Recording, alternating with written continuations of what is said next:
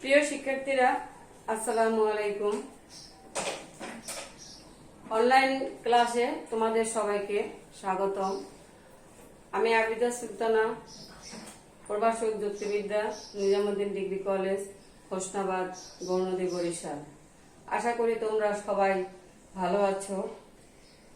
গত ক্লাসে আমরা যে বিষয়গুলো নিয়ে আলোচনা করছিলাম সেটা হলো পঞ্চম অধ্যায়ের অনুমান। আজ আমরা এই ক্লাসে ষষ্ঠ অধ্যায়ের অবরোহ অনুমান সম্পর্কে আলোচনা করব।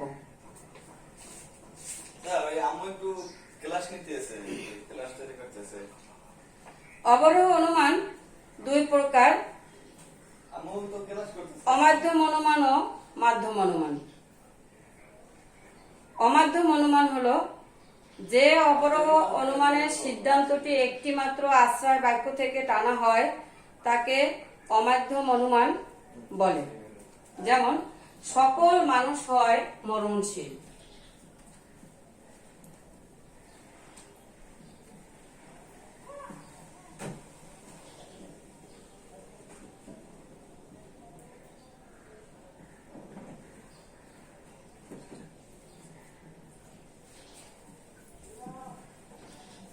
সুতরাং কোন মানুষ নয় অমরণশীল।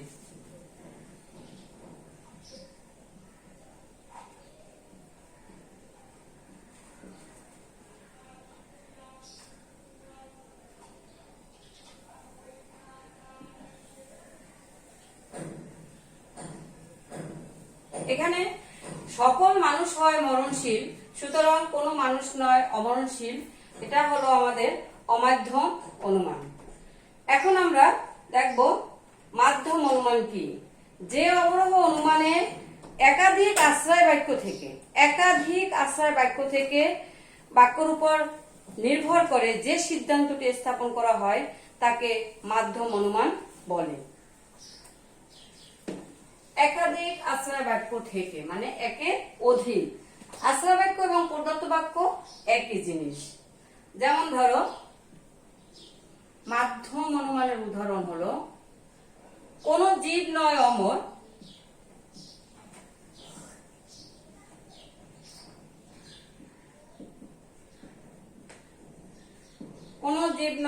সকল মানুষ হয় জীব।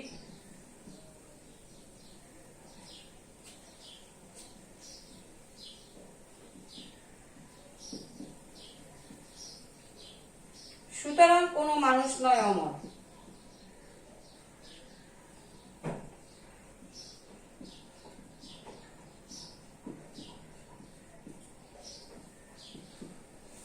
প্রিয় শিক্ষার্থীরা, তোমরা একটু খেয়াল করো, দেখবা এখানে আমরা বলছি যে একের অধিক আশ্রয় বাক্য থেকে যে সিদ্ধান্ত অনুমান করা হয় তাকে আমরা বলি মাধ্যম অনুমান।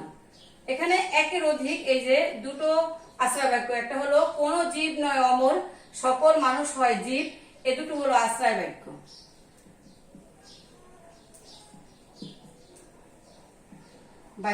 বা প্রদত্ত বাক্য। সুতরাং এর পরে যে বাক্যটা থাকবে সেটা হলো সিদ্ধান্ত। এটা হলো সিদ্ধান্ত, কোন মানুষ নয় অমর। তাহলে আমরা মাধ্যম অনুমান এবং অমাধ্যম অনুমান কি সেটা আমরা জানলাম। যেহেতু মাধ্যম অনুমান এবং অমাধ্যম অনুমান এক জিনিস নয়, সেহেতু তাদের ভিতরে পার্থক্য রয়েছে। তোমরা ছক আকারে পার্থক্যটা তুলে নাও। প্রথমে তোমরা একটা ছক কাটো।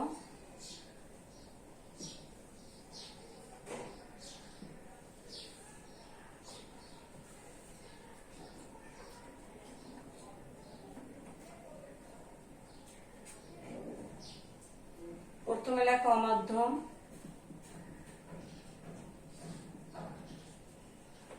তারপর লেখো মাধ্যম,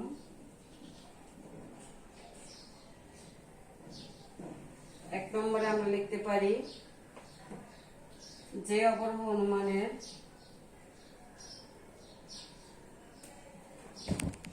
যে অবরোহ অনুমানে সিদ্ধান্তটি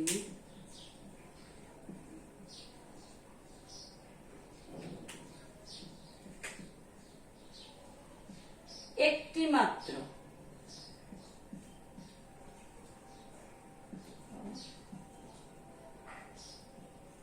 আশ্রয় বাক্য থেকে টানা হয় তাকে অমাধ্যম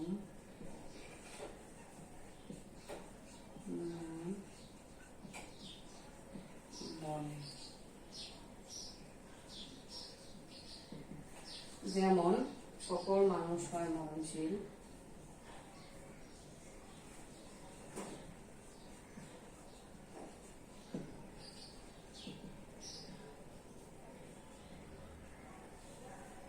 কোনো মানুষ নয় অমরণশীল।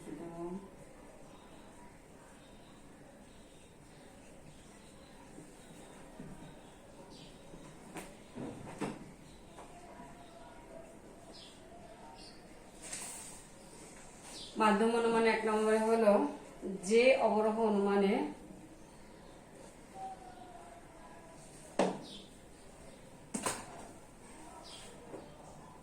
যে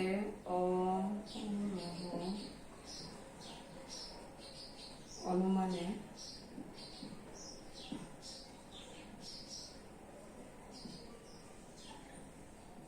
একাধিক আশ্রয় বাক্যের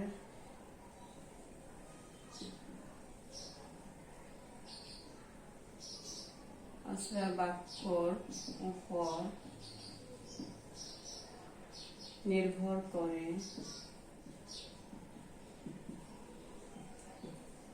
সিদ্ধান্তটি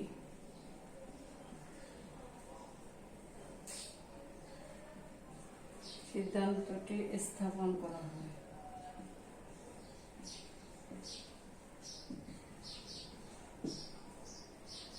তাকে মাধ্যম অনুমান বলে। যেমন কোন জীব নয় অমর,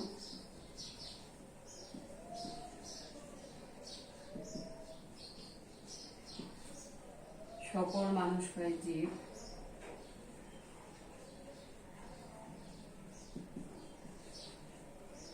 সুতরাং কোনো মানুষ নয় অমর।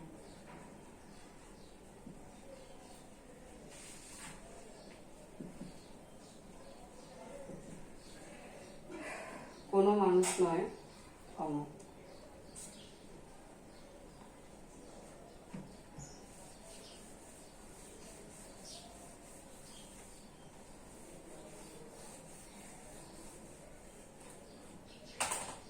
2 নম্বরে লিখো অমাধ্যম অনুমানে একটি মাত্র আশ্রয় ব্যতিক্য থেকে সিদ্ধান্ত অনুমান করা হয়। অমাধ্যম অনুমানে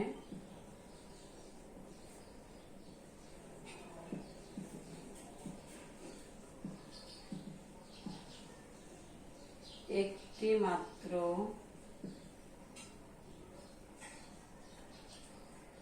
আশ্রয় বাক্য থেকে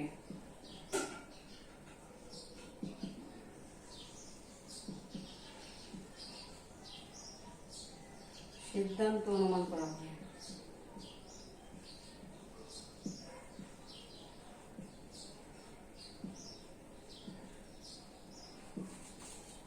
এখানে মাধ্যম অনুমানে হলো 2 বা ততোধিক আশ্রয় বাক্য থেকে সিদ্ধান্ত অনুমান করা হয়। মাধ্যম অনুমানে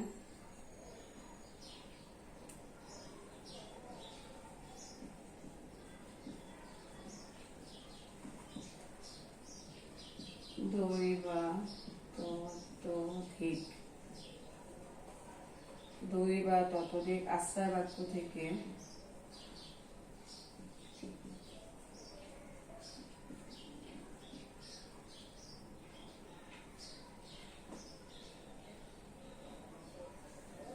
সিদ্ধান্ত অনুমান করা হয়।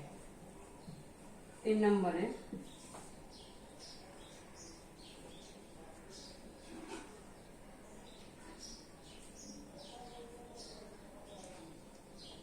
অমাধ্যম অনুমানে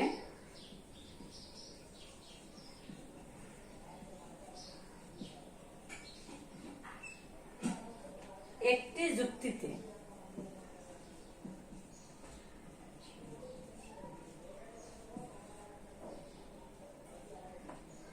যুক্তিবাক্যের সংখ্যা 2।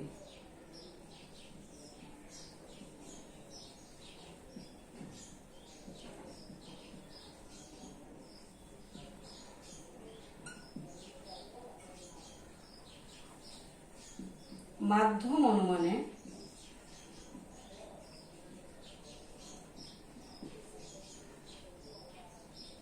দুই বা ততোধিক যুক্তিবাক্যের সংখ্যা কমপক্ষে 3 হতে পারে। একটি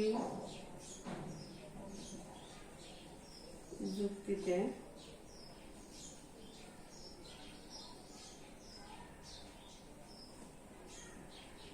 দুই বা অধিক যুক্তি বাক্য হতে পারে।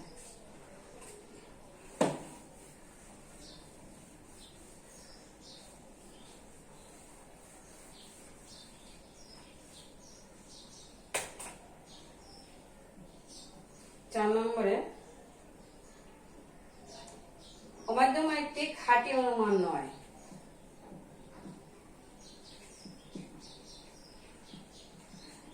অনুমান একটি খাঁটি অনুমান নয়। প্রিয় শিক্ষার্থীরা দেখো, মাধ্যম অনুমানে একটি খাঁটি অনুমান। মাধ্যম অনুমান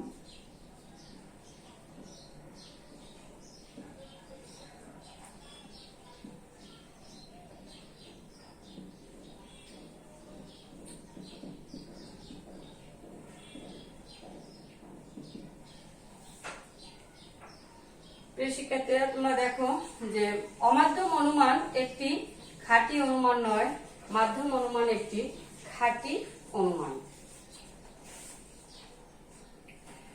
এখন যেহেতু মাধ্যম এবং অমাধ্যম অনুমান এক জিনিস নয়, সেহেতু মাধ্যম অনুমান এবং অমাধ্যম অনুমানের ভিতরে, যেহেতু মাধ্যম এবং অমাধ্যম অনুমান এক জিনিস নয়, সেহেতু মাধ্যম এবং অমাধ্যম অনুমানের মধ্যে পার্থক্য আমরা লিখলাম। যদিও মাধ্যম এবং অমাধ্যম অনুমান এক জিনিস নয়, তবুও তারা একে অপরের উপর নির্ভরশীল। এদের ভিতরে একে অপর উপর ঘনিষ্ঠ সম্পর্ক রয়েছে। একটিকে ছাড়া অপরটি কল্পনা করা যায় না। প্রত্যেকটি একটি অপরটির উপর নির্ভরশীল। তাই যুক্তিবিদ্যায় এদের গুরুত্ব অপরিসীম।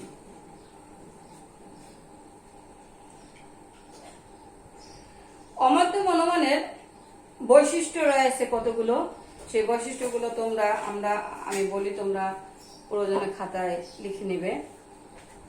1 নম্বরে হলো অমাধ্যম অনুমান একটি অবরোহ অনুমান। অমাধ্যম অনুমান আশ্রয় বাক্য মাত্র একটি। অমাধ্যম অনুমানে আশ্রয় বাক্য থেকে সিদ্ধান্ত যথাযথ যাত্রাপথ খুবই সংক্ষিপ্ত। অমাধ্যম অনুমানের সিদ্ধান্তের সত্যতা আশ্রয় বাক্য সত্যতার উপর নির্ভর করে। তার মানে আশ্রয় বাক্য যদি সিদ্ধান্ত যদি সত্য হয়, তাহলে আশ্রয় বাক্য সত্য হতে হবে। অমাধ্যম অনুমানের সিদ্ধান্ত একটি নূতন যুক্তিবাক্য নয়। অনুমানের একটি প্রক্রিয়া হিসেবে অমাধ্যম অনুমান একটি খাঁটি অনুমান নয়। অমাধ্যম অনুমান একটি খাঁটি অনুমান না হলেও এটি একেবারে মূল্যহীনও নয়। এবার আমরা অমাধ্যম অনুমানের প্রকারভেদ নিয়ে আলোচনা করব। অমাধ্যম অনুমানের মোট হলো প্রকারভেদ হলো 10 প্রকার। 1 আবর্তন, 2 প্রতিবর্তন, 3 প্রতি আবর্তন, 4 অন্তরাবর্তন, 5 বিরোধ অনুমান, 6 নিশ্চয়তা ঘটিত অনুমান, সম্বন্ধ পরিবর্তিত অনুমান, বিশেষণ যোগে অনুমান, জটিল ধারণা যোগে অনুমান, বিপরীত সম্বন্ধযুক্ত অনুমান। প্রিয় শিক্ষার্থীরা, আমরা এখন শুধুমাত্র এখানকার 10 প্রকারের মধ্যে সবচেয়ে বেশি যে ইম্পর্টেন্ট এবং পরীক্ষায় আমাদের যেগুলো আসে সেগুলো হলো আবর্তন এবং প্রতিবর্তন এবং প্রতি আবর্তন। আমরা এখন পর্যায়ক্রমে সেগুলো নিয়ে আলোচনা করব। তোমরা একটু খেয়াল করে শুনবা।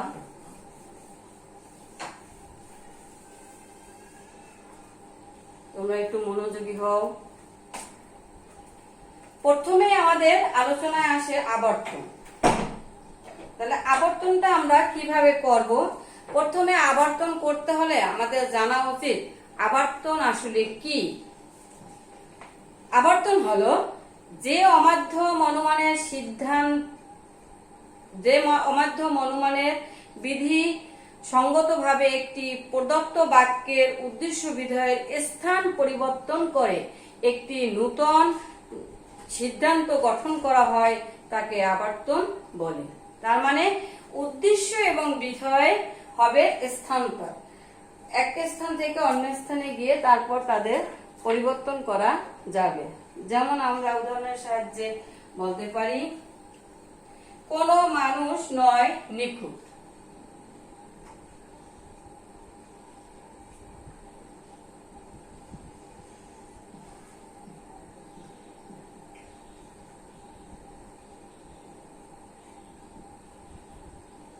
সুতরাং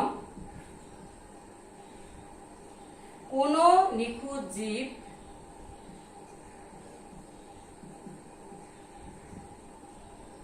জীব নয় মানুষ। প্রিয় শিক্ষার্থীরা একটু খেয়াল করো, এখানে আমরা দুটো, একটি আশ্রয় বাক্য এবং একটি সিদ্ধান্ত পেয়েছি।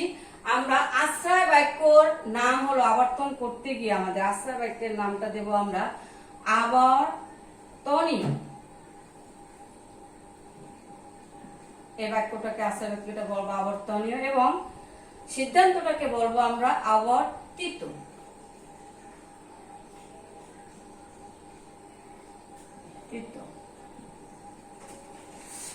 এখানে আমরা বলছি সংজ্ঞায় যে উদ্দেশ্য এবং বিধেয় স্থান পরিবর্তন করবে। প্রথমে আশ্রয় বাক্যে আমাদের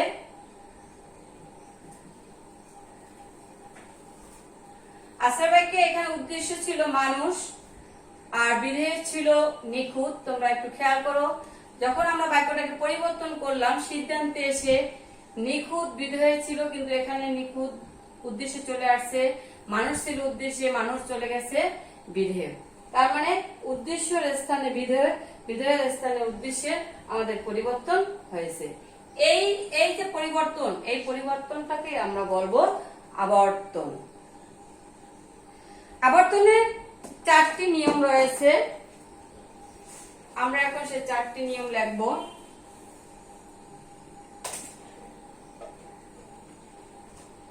চারটি নিয়মের 1 নম্বরে হলো আবর্তনীয় উদ্দেশ্য পদটি আবর্তিতের বিধেয় পদ হবে।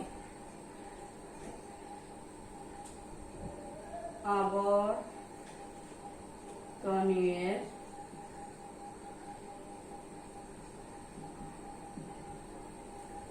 উদ্দেশ্য পদটি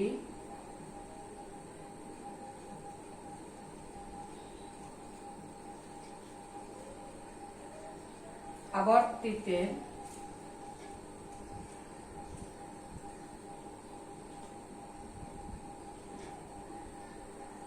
বিধেয় পদ হবে।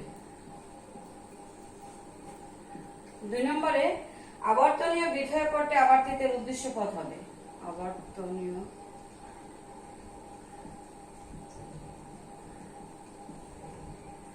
বিধেয় পদটি আবর্তিতের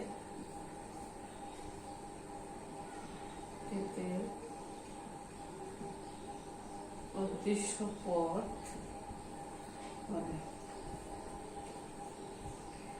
আবর্তনীয় এবং আবর্তিতের উভয়ের গুণ একই।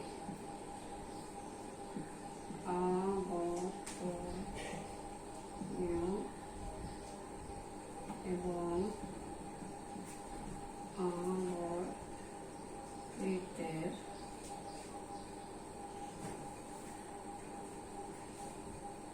উভয়ের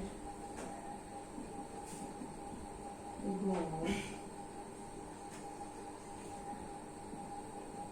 একই রূপ হবে। অর্থাৎ আবর্তনীয় সদর্থক হলে আবর্তিত সদর্থক হবে, আবার আবর্তনীয় নিরর্থক হলে আবর্তিত নিরর্থক হবে।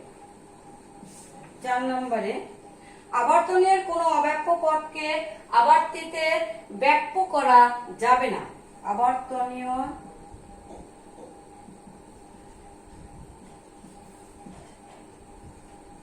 কোনো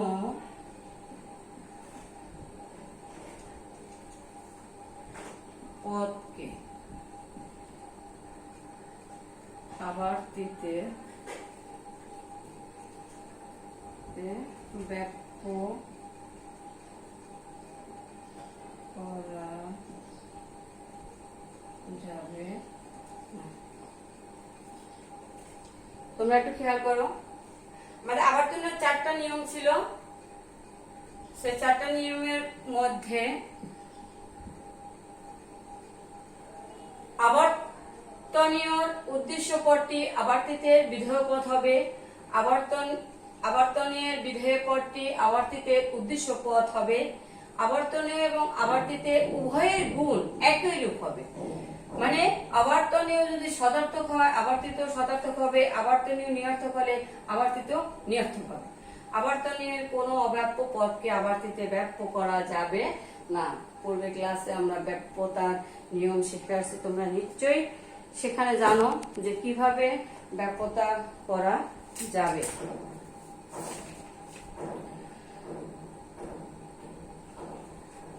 আমরা এখন দেখব যে কিভাবে এ ই আই ও বাক্যের আবর্তন করা যায়। এ বাক্য আবর্তন করলে আমরা আই বাক্য পাই।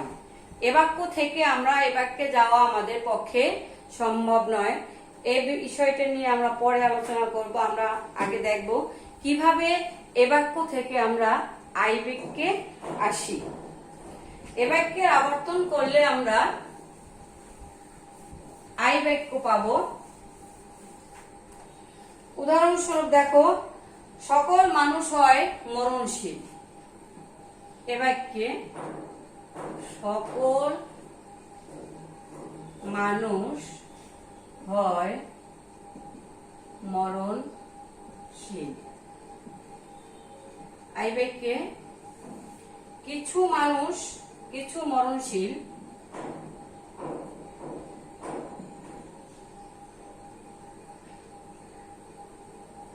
জীব হয় মানুষ।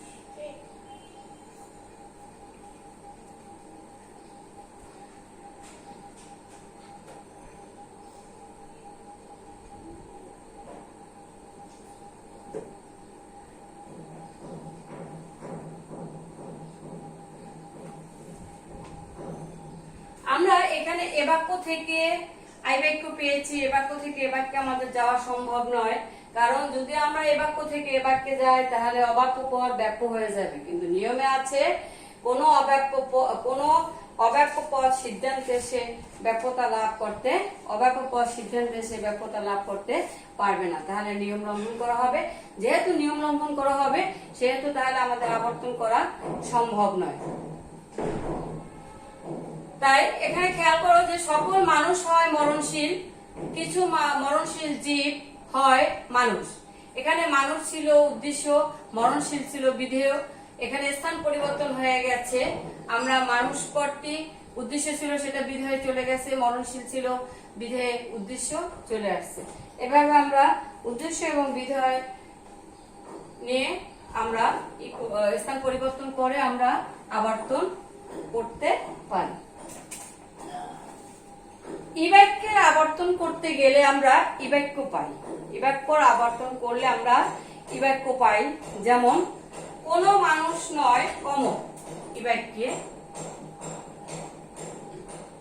কোনো মানুষ নয় অমর,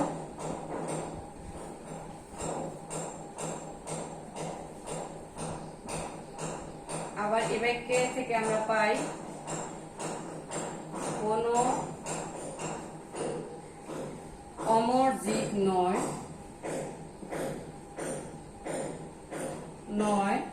মানুষ।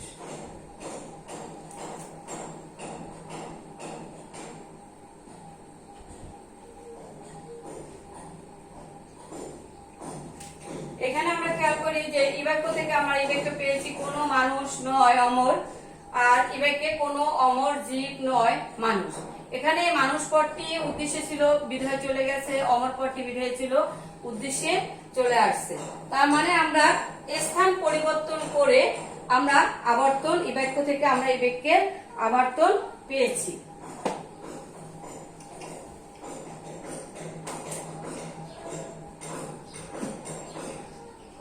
প্রিয় শিক্ষার্থীরা, এবার আমরা দেখব যে আই বাক্য।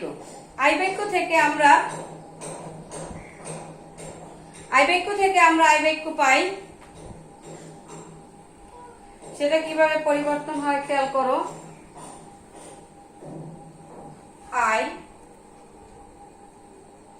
প্রিয় শিক্ষার্থীরা, আই বাক্য থেকে আমরা আই বাক্য পাই কিভাবে সেটা খেয়াল করো। যে কিছু মানুষ হয় জ্ঞানী।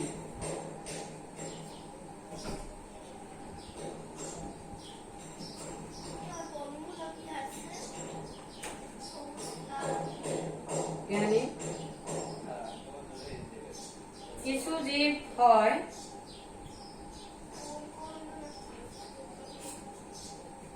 কিছু জ্ঞানী জীব হয় মানুষ।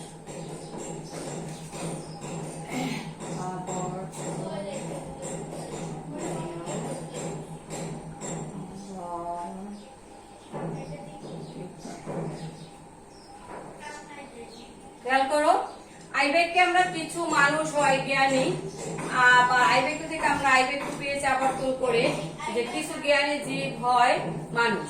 এখানে মানুষ ছিল উদ্দেশ্য, বিধেয় চলে গেছে, জ্ঞানী ছিল বিধেয় এবং উদ্দেশ্যে চলে আসছে।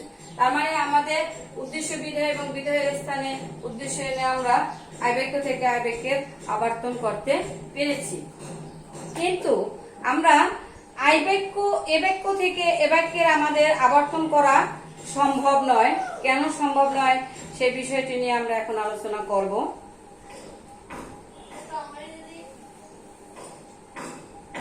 এ বাক্য থেকে এ বাক্যর আবর্তন সম্ভব নয়। কেন সম্ভব নয়? এ বাক্য থেকে আমরা যদি এ বাক্যে আসি তাহলে সকল গরু হয় চতুষ্পদ।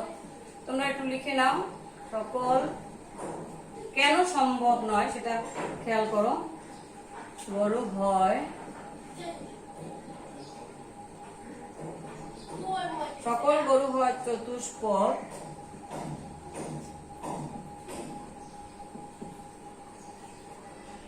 সকল চতুষ্পদ সকল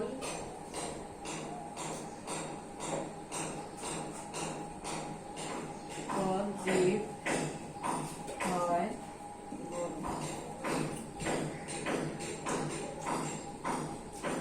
আবর্তিত।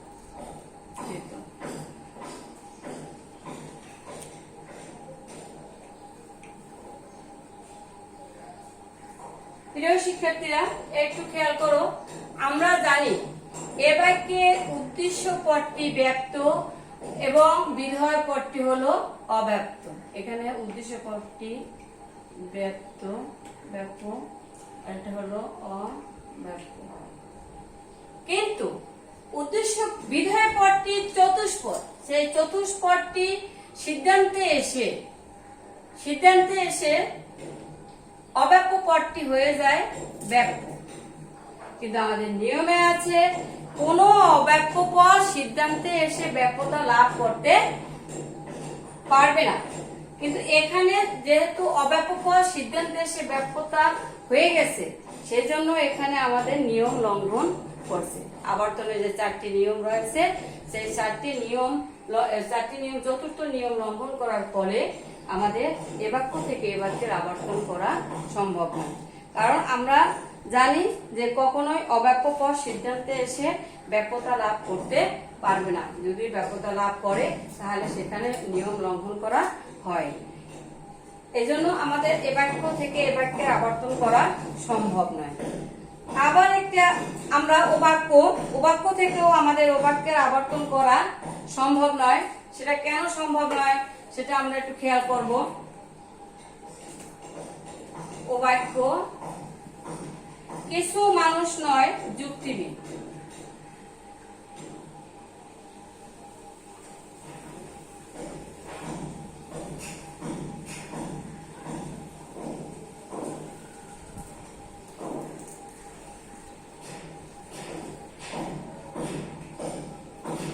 বাক্যে কিছু যুক্তিবিদ নয়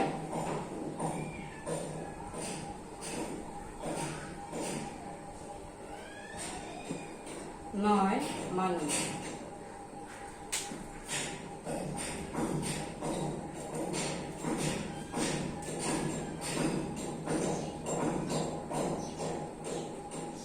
শিক্ষার্থীরা খেয়াল করে একটু, এখানে আমাদের কিছু মানুষ নয় যুক্তিবিদ, কিছু যুক্তিবিদ নয় মানুষ। এখানে আমাদের অযুক্তি বাক্যের নিয়ম হলো, অব্যপ্যতার নিয়ম হলো যে উদ্দেশ্য পদটি অব্যপ্য, বিধেয় পদটি হলো ব্যাপ্য। কিন্তু মানুষ পদটি এখানে অব্যপ্য ছিল, মানুষ পদটি অব্যপ্য ছিল, কিন্তু সিদ্ধান্তে এসে সে ব্যাপ্য হয়ে গেছে। কিন্তু আমাদের নিয়ম অনুযায়ী, আবর্তনের নিয়ম অনুযায়ী চতুর্থ নিয়ম লঙ্ঘন করার ফলে এখানে দোষ ত্রুটি হয়েছে। কারণ আমাদের নিয়ম লঙ্ঘন করা হয়েছে। আমাদের চতুর্থ নিয়মে ছিল যে কোনো অব্যপ্য পদ সিদ্ধান্তে এসে ব্যাপ্যতা লাভ করতে পারবে না। কিন্তু এখানে ও বাক্য থেকে যদি আমরা ও বাক্য করতে যাই তাহলে আমাদের অব্যপ্য পদ সিদ্ধান্তে এসে ব্যাপ্যতা লাভ করে, ব্যাপ্য হয়ে যায়। সেজন্য আমাদের ও বাক্য থেকে ও বাক্যের আবর্তন করা আমাদের পক্ষে সম্ভব নয়। তাহলে আমরা এ বাক্য থেকে এ বাক্যের আবর্তন করা সম্ভব নয়, কিন্তু এ বাক্য থেকে আমাদের আবেগকে আমরা করতে পারি। ও বাক্য থেকে আমাদের ও বাক্য যাওয়া সম্ভব নয়, কিন্তু এই বাক্য থেকে আমরা এই বাক্যে আসতে পারি, এই বাক্য থেকে আমরা এই বাক্যের আবর্তন করতে পারি। প্রিয় শিক্ষার্থীরা, আমরা পঞ্চম অধ্যায়ে যে বিষয়গুলো নিয়ে আলোচনা করছি তোমরা নিশ্চয়ই ভালোভাবে সেটা মনোযোগ সহকারে শুনেছো। আজ এ পর্যন্ত তোমাদের ভালো এবং সুস্থ কামনা করে শেষ করছি। খোদা হাফেজ।